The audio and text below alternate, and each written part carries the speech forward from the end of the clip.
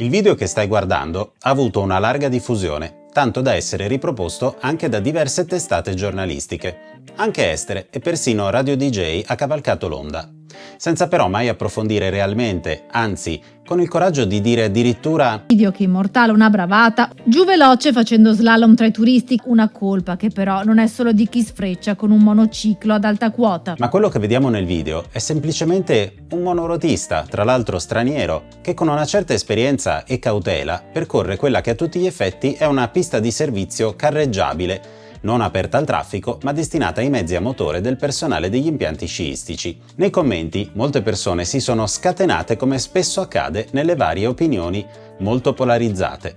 Da un lato chi demonizzava un comportamento apparentemente scriteriato, dall'altro chi giustifica a prescindere in nome della libertà di fare ciò che si vuole dove si vuole.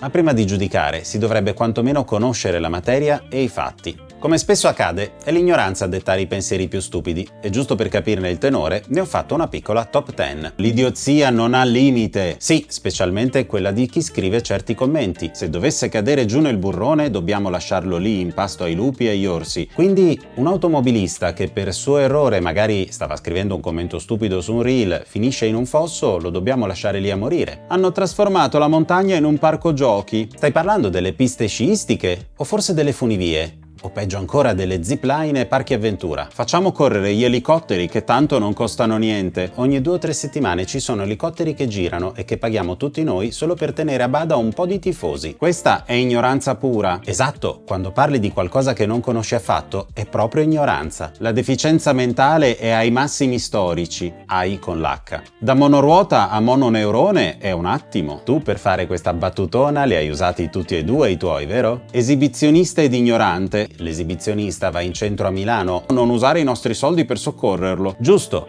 meglio spendere i nostri soldi in armi senza che nessuno ci chieda il permesso. Peccato che non sia accaduto. Ecco, qui non voglio neanche scherzare, perché augurare il male è veramente una delle cose più vili che una persona possa fare. È il messaggio sbagliato che dà con questo comportamento, e qui dobbiamo parlare di messaggi sbagliati, come ad esempio scrivere che sfrecciava quando palesemente si vede che si sta comportando in maniera cauta, con educazione.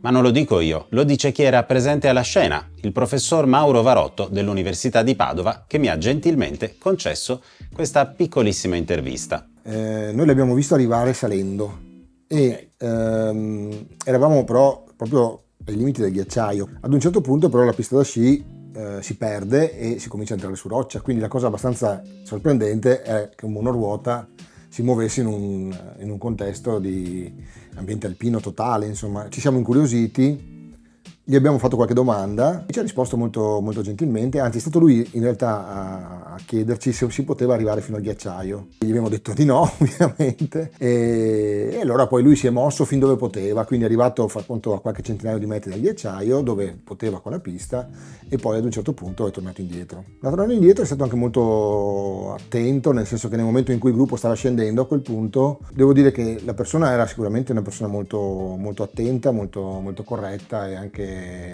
rispettosa, diciamo così, della situazione. Che cosa per te è rispetto verso la montagna? Come potresti definire un po' più ampiamente questa parola? Entrare in un ambiente, relazionarsi con quell'ambiente e rendersi conto degli impatti che si possono generare su quell'ambiente, che è un ambiente particolare. Non lo definirei fragile, perché poi questa idea di fragilità, siamo più fragili noi della montagna paradossalmente, però comunque è un ambiente particolare, peculiare, e quindi di conseguenza insomma bisogna comportarsi in maniera consona.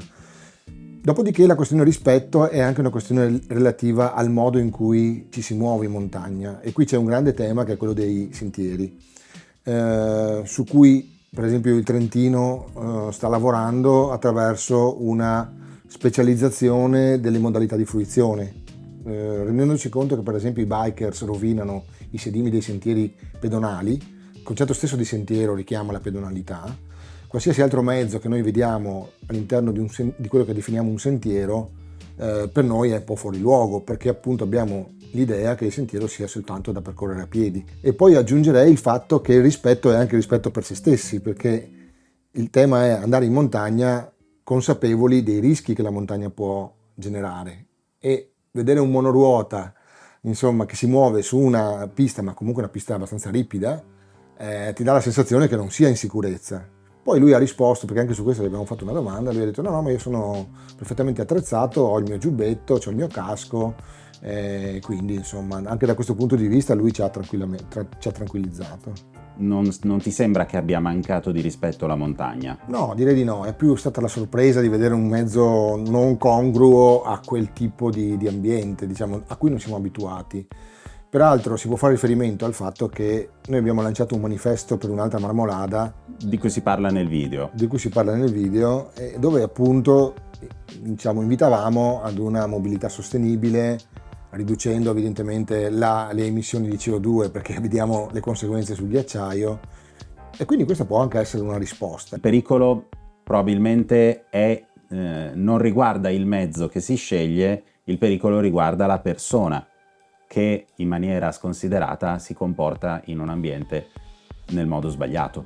No, il pericolo riguarda, secondo me, il contesto in cui tu devi inserirti. Cioè, se tu sei in un contesto di persone che vanno a piedi, è chiaro che devi regolarti sulla base di quel contesto.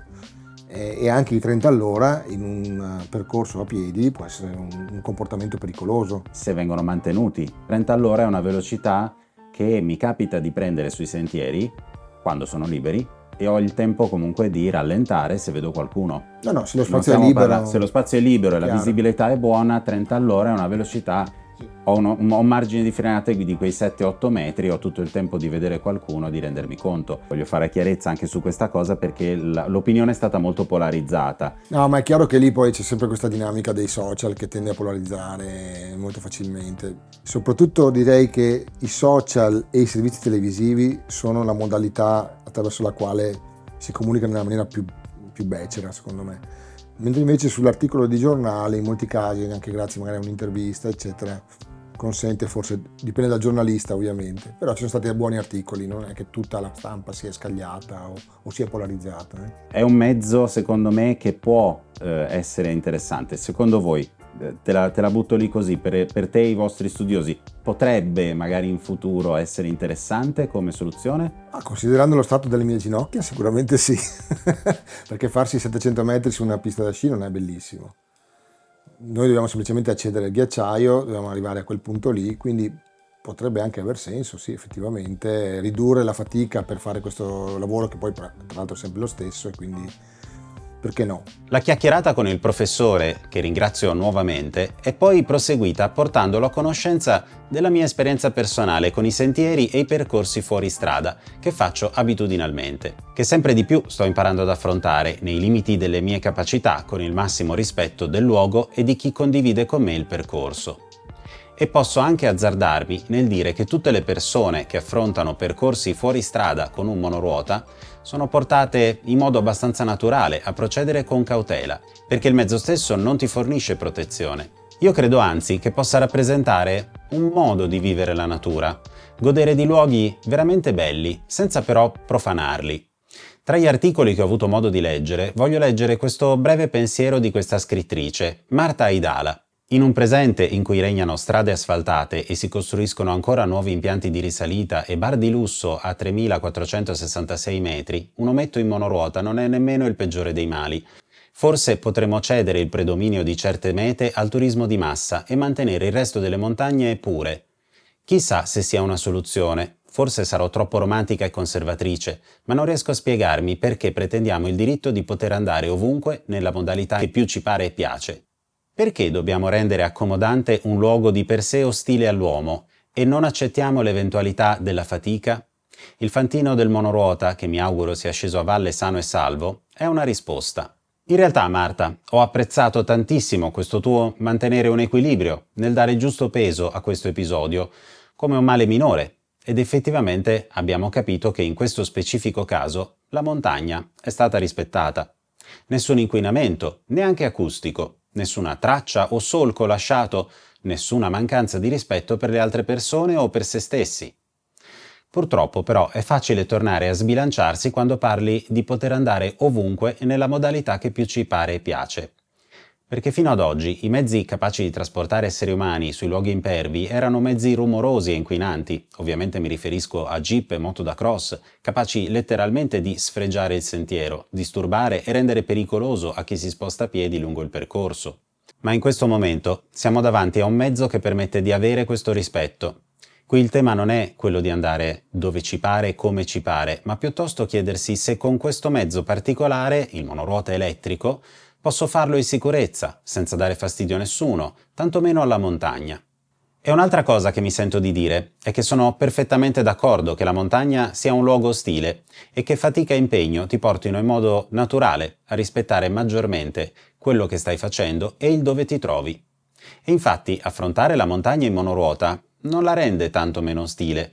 Forse ci sarà un po' meno sforzo muscolare, ma non crediate che intraprendere un sentiero di montagna sterrato con il monoruota non comporti un discreto impegno fisico e mentale. È semplicemente un modo diverso di affrontare determinati luoghi, pur rimanendo focalizzati sulla bellezza stessa di quel luogo. Direi che è giunta l'ora di concludere questo video, con la speranza di aver dato qualche elemento in più a chi voglia farsi un'opinione più calibrata su questo tema. Va benissimo non essere d'accordo, ci mancherebbe, ma almeno con un po' più di consapevolezza sull'argomento, che ad oggi, ahimè, è ancora troppo poco conosciuto. In fondo la discussione che si è accesa non riguarda soltanto un monoruota sulla Marmolada, ma un tema molto più ampio, il rapporto tra l'uomo e la tecnologia e la natura. Ognuno di noi può avere opinioni diverse, ma credo che ci sia un punto comune su cui dovremmo convergere: il rispetto. Rispetto per la montagna, che rimane un ambiente fragile e ostile, rispetto per le persone che la vivono in modi diversi dai nostri, e rispetto anche per le nuove possibilità che la tecnologia ci mette davanti, valutandole senza pregiudizi e senza demonizzarle a priori. Se riuscissimo a spostare il dibattito da chi ha torto o ragione al come possiamo convivere meglio con questi luoghi e con i mezzi che scegliamo per attraversarli, avremmo forse fatto davvero un passo avanti. Il monoruota non è la soluzione a tutto, né la rovina della montagna, è semplicemente un nuovo strumento che può essere usato male o bene, con incoscienza o con consapevolezza, sta a noi scegliere. E io spero che questo video sia servito almeno ad aprire uno spiraglio di riflessione, perché la montagna, e più in generale la natura, merita di più di un commento frettoloso sotto a un post. Merita attenzione, studio e soprattutto rispetto. Alla prossima!